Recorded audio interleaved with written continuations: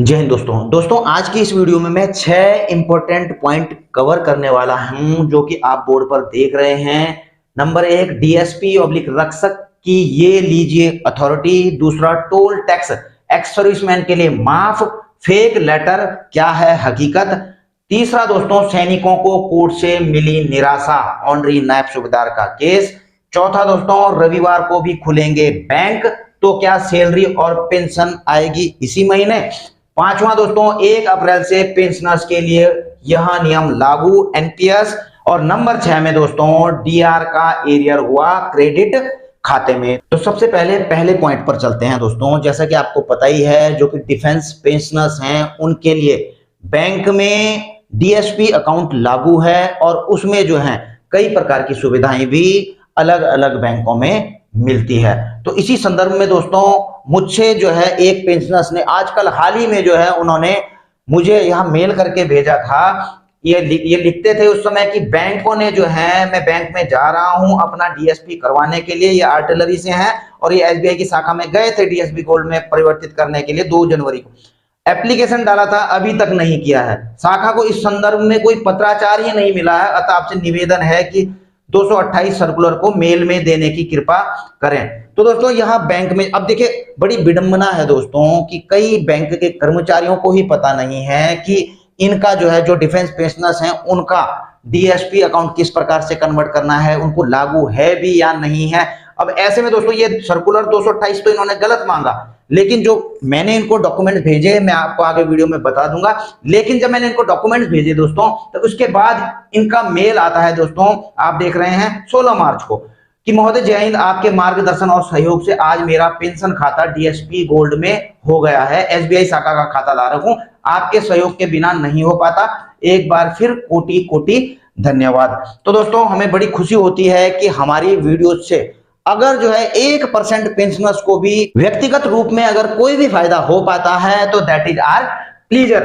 तो दोस्तों इस प्रकार का आप कभी भी जो है, अगर आप एसबीआई से पेंशन ले रहे हैं या पीएनबी से पेंशन ले रहे हैं दोस्तों, अगर आपको कोई भी स्टाफ मना करता है कि आपको नहीं लागू या फिर हमें नहीं पता इसके बारे में, तो आप यह ई सर्कुलर दिखा देना अगर एसबीआई में जाते हैं और मना कर देते हैं, और उनको यह भी दिखाना, यह पढ़ाना भी दोस्तों, और उसके बाद उनको प्रोडक्ट कोड भी बता देना जो कि डिफेंस पेंशनर्स के लिए लागू हैं। प्रोडक्ट कोड यहां पर लिखे हुए हैं। और दोस्तों जब ये प्रोडक्ट कोड देखेंगे तो इजीली, क्योंकि सिस्टम में जैसे ही वो प्रोडक्ट कोड डालेंगे तो उनको आ जाएगा कि आपका खाता डीएसपी पेंशन गोल्ड में किस प्रकार से बदली करना है। दूसरा दोस्तों, यदि आप पंजाब नेशनल बैंक के पेंशनर्स हैं, पेंशन आ रही है आपके खाते में, तो आप जो है पेंशन, अगर कोई वहां से मना करता है दोस्तों कि हमको या पेंशनर्स को यह लागू नहीं है रक्षक अकाउंट, तो उनको सीधा दिखा देना कि आप जो है 12 मार्च 2024 का पीएनबी का सर्कुलर देखे 4/2024, और आप यह भी दिखा देना, इसके पैराग्राफ आप 4 को पढ़ लीजिए।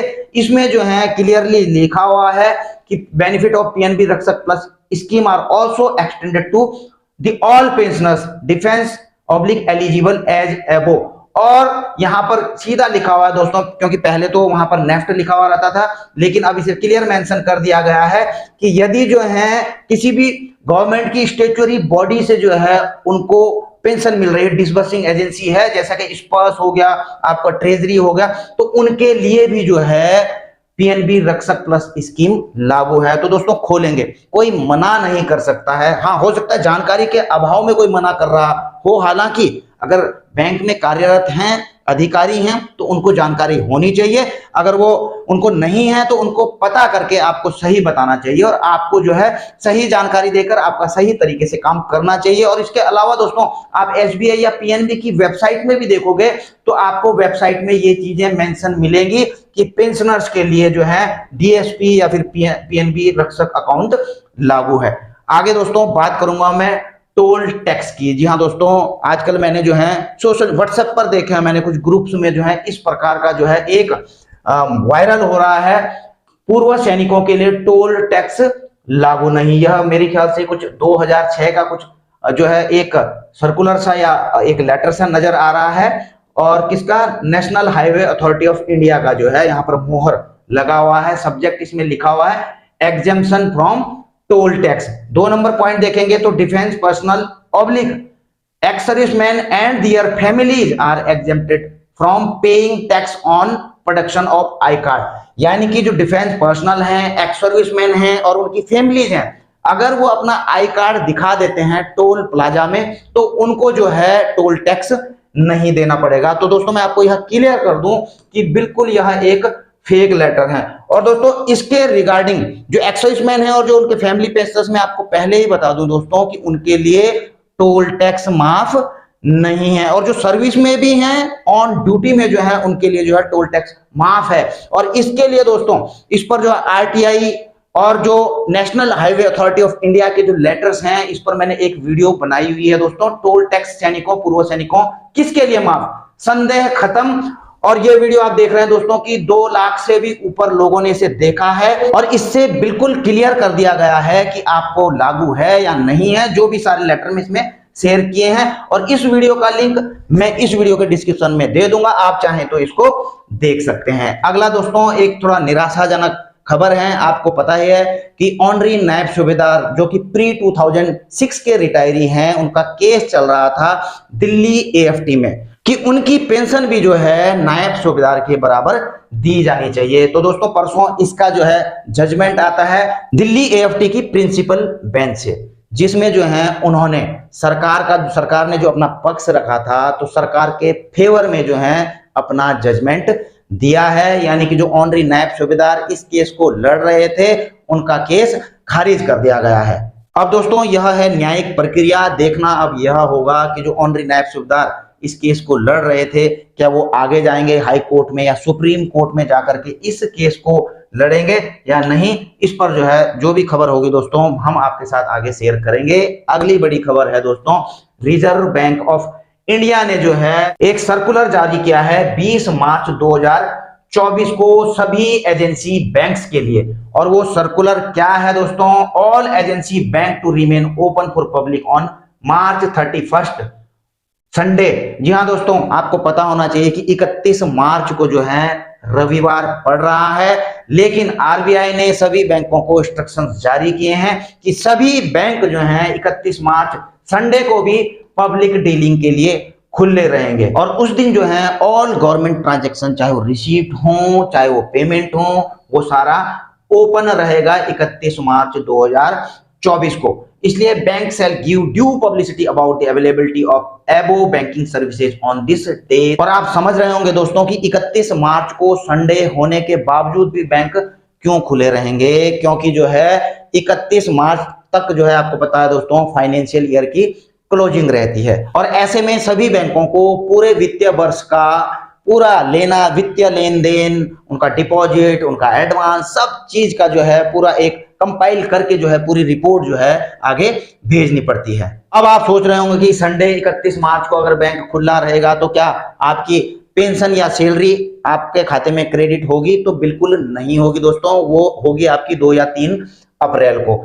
आगे बढ़ते हैं दोस्तों, 1 अप्रैल से यह नया नियम लागू होने जा रहा है दोस्तों। तो 1 अप्रैल से दोस्तों पीएफआरडीए यानी कि pension fund and regulatory development authority ने यह सर्कुलर जारी किया है 15 मार्च 2024 को। और यह है दोस्तों उन कर्मचारियों और पेंशन भोगियों के लिए जो कि ओल्ड पेंशन स्कीम से नहीं बल्कि नए पेंशन स्कीम से, नेशनल पेंशन स्कीम एनपीएस के थ्रू अपनी पेंशन या सैलरी ले रहे हैं। तो ऐसे में दोस्तों उन्होंने क्या किया है, अब आपको इसको एक्सेस करने के लिए, जो इसका सीआर है उसको एक्सेस करने के लिए 2 फैक्टर आधार बेस्ड ऑथेंटिकेशन कर दिया है। आप कुछ भी अगर उसमें ट्रांजैक्शन करते हैं तो आपको जो है आधार बेस्ड ऑथेंटिकेशन वहां पर देना पड़ेगा, ओटीपी आएगा मोबाइल में, तभी जाके आप वो ट्रांजैक्शन कर पाएंगे। और ऐसा क्यों किया गया है, आप देख रहे हैं benefit of 2 factor authentication increase security, यानी कि सिक्योरिटी को बढ़ाने के लिए। दूसरा जो है एनहांस प्रोटेक्शन, जो सिक्योरिटी है प्रोटेक्शन है बढ़ाने के लिए, ताकि कोई बाहरी इसके अंदर जो है एक्सेस करके कुछ गलत फायदा ना उठा सके। आपको पता ही है जैसा कि आपका इस पर्स में भी जो है 2 स्टेप ऑथेंटिकेशन किया गया है, ओटीपी आता है तभी आप उसमें लॉगिन कर पाते हैं। तो ऐसा ही जो है अब एनपीएस के साथ में भी जो है कर दिया गया है। और एनपीएस में आधार बेस्ड क्यों है दोस्तों, क्योंकि आधार एनपीएस में जो है मैंडेटरी होता है, इसलिए जो है इसको आधार बेस्ड कर दिया गया। अब दोस्तों अगली खबर है, मुझे दोस्तों एक कमेंट आता है आप यहां पर नाम भी देख रहे हैं, happy to inform got DA arrear of 2 month credited yesterday by PNB CPPC ex sergeant of Indian air force.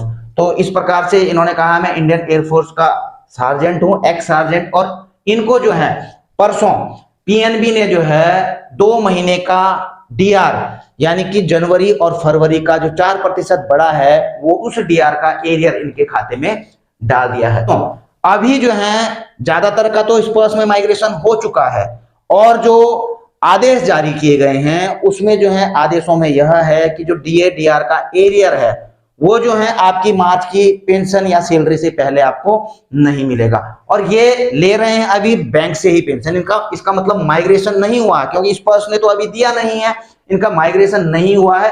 इसलिए दोस्तों कंफर्मेशन के लिए मैं आपसे भी जानना चाहूंगा कि यदि आपका माइग्रेशन नहीं हुआ है और अभी बैंक के ही पेंशनर्स हैं, तो क्या वाकई में आपके खाते में जो 2 महीने का डीआर का एरियर है वो आ चुका है या नहीं आया है?